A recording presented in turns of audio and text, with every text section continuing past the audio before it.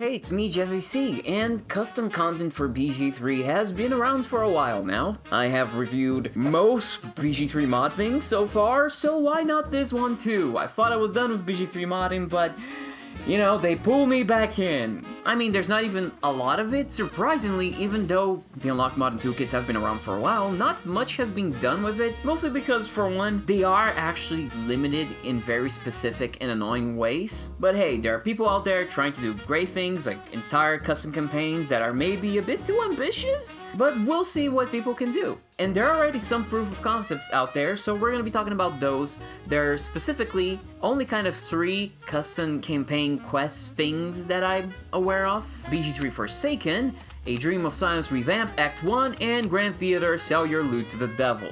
None of these are complete. They are mostly, as I said, proof of concepts, but hey, let's see what they have to offer and see if there is an actual future for custom content in BG3. Before I begin, like and subscribe as always, and do tell me if you actually like the narration for this specific video. Usually I heavily script things, but I'm trying something new here and just speaking off the cuff with bullet points.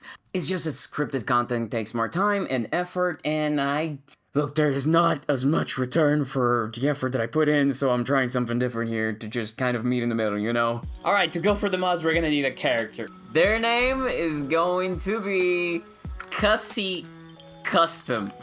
Anyways, first up is the Forsaken BG3 campaign. Now, this essentially aims to kind of implement the initial area of the Forsaken race of World of Warcraft, Tirisfal Glades. And I actually do remember a little bit of this area because I did play it way back when.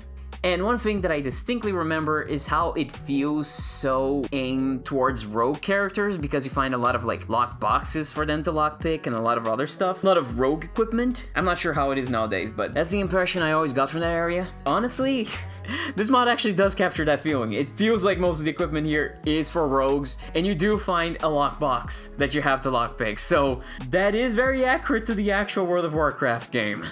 Locked door. We'll deal with it like a barbarian does.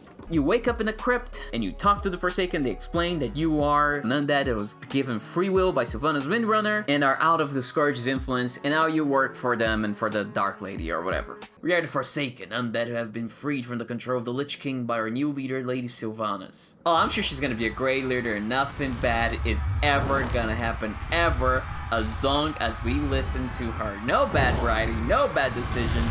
Only the best of the best is ahead of us. I am so fucking sure. And the first thing that really stands out to me about this mod is just how actually cool the area it implements actually is. Like, it is really big and wide and expansive and not like linear like most of the BG3 maps. It truly is just a big open area you can just walk around. The forest with hills and cemeteries and graves and tombstones. It's really cool. Now, there's a problem with this. Because of the way that the area operates, it is also worth pointing out to actually appreciate it and to just in general be able to play these custom mods, you do need a camera tweaks mod. Because otherwise, the camera does not cooperate with these custom maps. You're gonna be staring a lot at the ground, you're not gonna be able to actually take in where you're going, and if you get the camera mod, you can truly appreciate how beautiful and big and cool those new areas are. Alright, so we do have a camp space to match the setting. This is a pretty cool space, like look at this. But also there is a problem with how big the area is that because with these latest patches of the toolkit and of BG3, the minimap for custom locations actually isn't working properly, and neither are the quest markers, which means it's really annoying to find where you're supposed to go. And although the quests in this mod do give you directions like go west, go northwest, etc., they aren't actually accurate. Like, for example, the camp of the Scholar Crusade, they tell you to go west to find them, but to the west there's nothing. The camp is actually to the east, to the direct east. I had to look at a video online to find it. Like, come on. And the worst part is that the other part of the quest, they do give you a location to go to the mines to clear up from spiders. They do actually give you accurate locations. They tell you to go northwest. And I did go northwest, and I did find the mines. But when they tell me to go west, because he said west. I'm not crazy, right? This is the west. And I'm like, wait, am I stupid? I'm not finding anything west. The problem must be me because they did give me accurate directions beforehand. It couldn't be that the mod is now giving me actual bad information, right? No, yeah, it was the mod. They were giving me bad information. It was to the east. To the west. To the west. Does this look like the west? Unfucking-leavable. So yeah, that's a really annoying thing about it. I wasted a lot of time trying to find the Scar Crusade.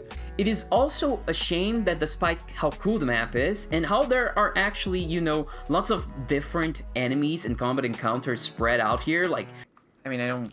Oh, shit! Just coming! I'm gonna wait here so that the guards can help us, right? They are coming! Brains! There are some scavenger wolves. What? Shit. Wolves! This really is just like Warcraft.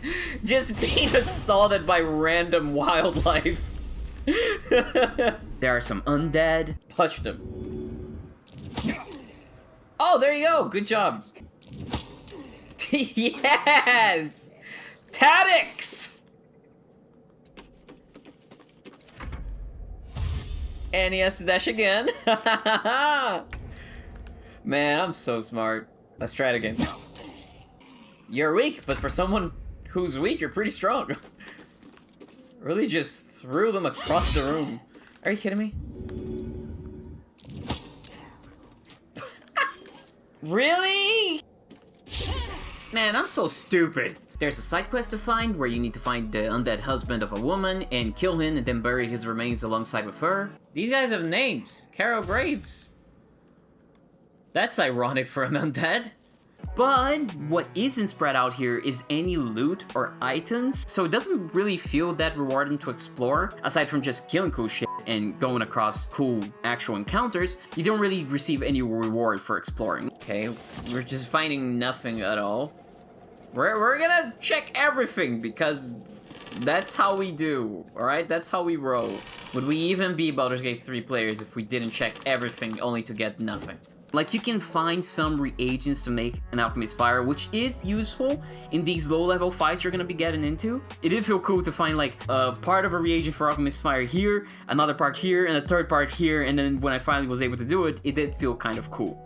But otherwise, there isn't that much to find, sadly. So yes, we do have a number of quests from the initial quest line of the Forsaken and Tirisfal Glades. One thing that is very disappointing about these quests is that they do try their best to actually genuinely mimic the World of Warcraft quest text and also feel, which means that the camera actually isn't cinematic at all, like it doesn't close in on the characters' faces. I feel like that was on purpose, I don't know if it wasn't. Oh shit! Actual camera here. Ugh. Starting to see why the other guys didn't have this camera.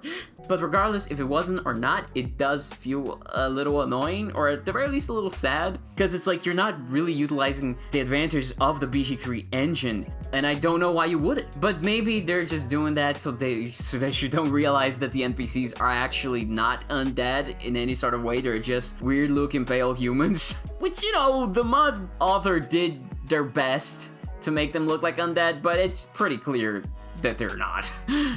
I will say also, at the start of the game, in the crypt that you wake up, you do have a sarcophagus where you can get hirelings, and you should get hirelings, because this mod is not great to be doing solo. No, never mind.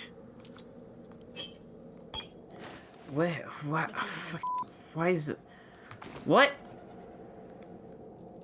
Where did the potions go? No, wait, what? It's not with them! What the fuck happened with the potions? I went through most of it with a druid and a barbarian, but when I got to the actual boss spider, it just wasn't work because there were too many spiders, so I just went back and got the rest of the team. And after that, it honestly actually kind of got a little bit too easy. So the difficulty here is not great, because if you get a full squad, it's too easy. If you don't get a full squad, it's too hard. Are you joking? So I don't know what advice to give you to make this a satisfying, difficult experience. Maybe I should just increase the difficulty if you get a full squad. Maybe just that's what you should do. See that again? F***ing hell, man. A little sad thing is that there's no music, there's just the, you know, ambience, which does get old after a while. I wish there was some music. Ultimately, it was a fun romp. I had fun with this one, very creative, very nice to see Tirisfal Glades again.